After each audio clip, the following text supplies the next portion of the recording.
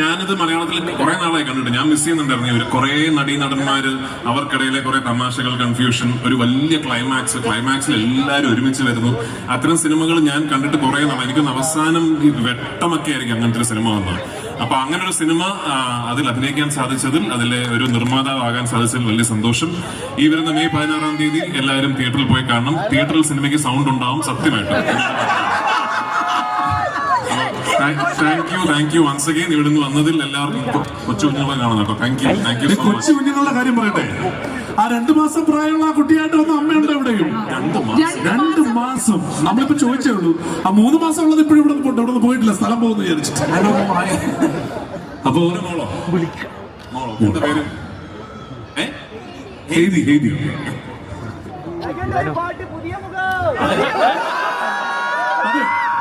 നമുക്ക് തീർച്ചയായും ഞാൻ കുറച്ച് പേരുള്ള നന്ദിയും കൂടി ഒന്ന് അറിയിച്ചോട്ടെ. AP ഇന്റർനാഷണൽ ആണ് നിങ്ങൾക്ക് വേണ്ടി ഈ ചിത്രം ഓവർസീസ് ഡിസ്ട്രിബ്യൂട്ട് ചെയ്യുന്നത്. Middle east distributor home screen entertainment ആണ്. സിംപ്ലി സൗത്തും റോക്സി സിനിമാസുമാണ് നിങ്ങൾക്ക് വേണ്ടി ഇത് പ്രസന്റ് ചെയ്തത്. നമ്മുടെ പ്രൊഡ്യൂസർ ഇവിടെ എത്തിയിട്ടുണ്ട്, അദ്ദേഹത്തെ കൂടി ഒന്നും കൂടി സ്വാഗതം ചെയ്യണം. അതിനോടൊപ്പം താങ്ക് യു സിരി വർക്ക്, ജെൻജാ സെക്യൂരിറ്റി. പക്ഷേ കഴിഞ്ഞിട്ടില്ല, നിങ്ങളെ ഞാൻ അവരെ അങ്ങനെ പിരിച്ചുവിടാൻ ഉദ്ദേശിച്ചിട്ടില്ല. കുറച്ചുകൂടി സമയം എനിക്ക് നൽകിയേ പറ്റുള്ളൂ. മുകേഷ് സർ, ഒരു 2 വാക്ക് എല്ലാവർക്കും. One of the most famous producers in Kerala, Mukesh Mehta. കേട്ടോ, അദ്ദേഹത്തിന് വേണ്ടിയിട്ട് ഒരു നല്ല കൈയടി. ദുബായിയുടെ ഓഡിയൻസിന് ഇത്രയും വലിയ സംഖ്യയിൽ ഇവിടെ വന്നു.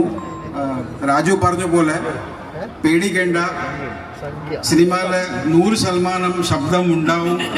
നല്ല രീതിയിൽ തന്നെ ശബ്ദം ഉണ്ടാവും. 7.1 ശബ്ദം ഉണ്ടാവും. ആറ്റ്മോസ്ഫിയറിലെ ശബ്ദം ഉണ്ടാവും.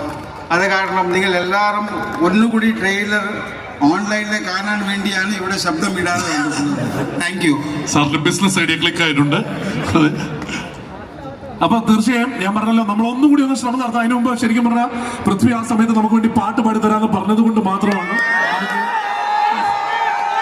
ചെറിയൊരു പാട്ട് മതി പൃഥ്വിയുടെ. വളരെ ചെറിയ പാട്ട്, പെരിയോനെ എന്ന് പറയുന്ന പാട്ട് മാത്രം മതി. അല്ലേ, നമുക്ക് ആഗ്രഹമാണ്, ഇഷ്ടമുള്ളൊരു പാട്ട് നമുക്ക്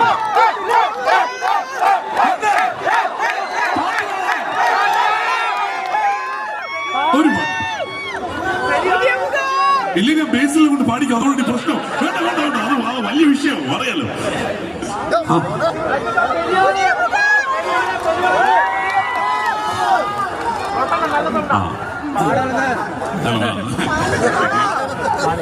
ഈ പെരിയോനെയൊക്കെ ഞാൻ മറന്നു.